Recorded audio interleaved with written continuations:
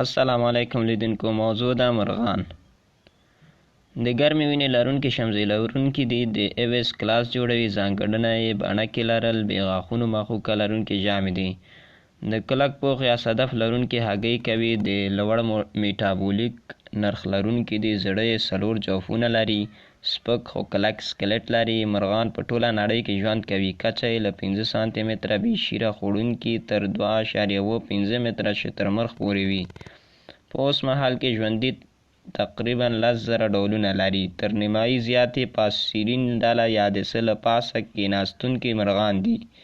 ټول مرغان وزرونه لري. بې وزرو یې چې اوس مهال نسل له منځه تللی موه او فیل مرغه و.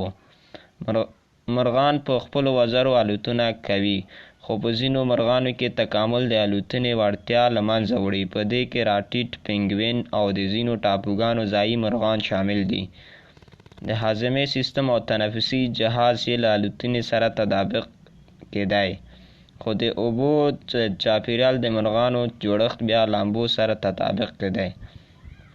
مرغان بڼکې لرونکي تریپوډ ډایناسور دي. په اوس وخت کې د ډایناسور ژوندي ډولونه ګڼل کېږي، خو په عصري کلاډسټیک کې مرغان خزندګان ګڼل کېږي او تر ټولو نږدې ژوي یې کروکوډیل دي.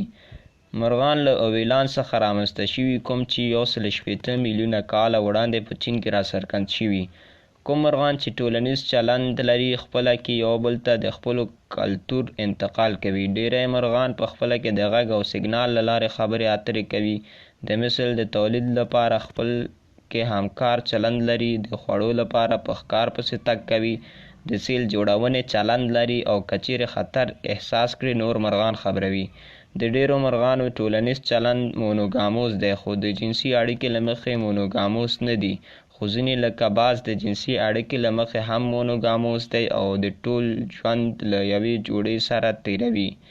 ځینې بیا د مثل د تولید په یوه فصل کې مونوګاموس دي. ځینې ډولونه یې پولیجینوس دي، په دې معنی چې یو نر له زیاتو ښځو سره د مثل د تولید لپاره جنسي اړیکه نیسي.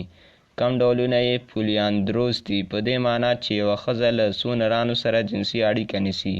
هګۍ یې د جنسي اړیکې له لارې القاح کېږي. بچیان یې په ځالو کې پیدا کېږي او له پیدا کېدو وروسته یې مور او پلار تر لویېدو پورې خیال ساتنه کوي. د مرغانو ځینې ډولونه د انسان خواړه او ځینې ډولونه په فابریکو کې د خامو موادو په توګه کارول کېږي. کورني او وحشي دواړه یې د غوښې، هګیو او بڼکو سرچینه ده. ریس کوونکي مرغان او د طوطیانو ځینې ډولونه د کورنۍ ژوي په توګه ساتل کېږي.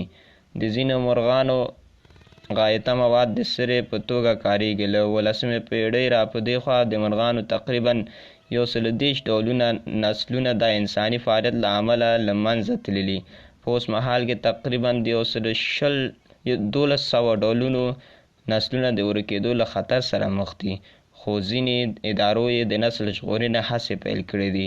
په لینین ټکزانومي کې مرغان په بیولوژیکي ایویس کلاس کې ډلبندي شوي.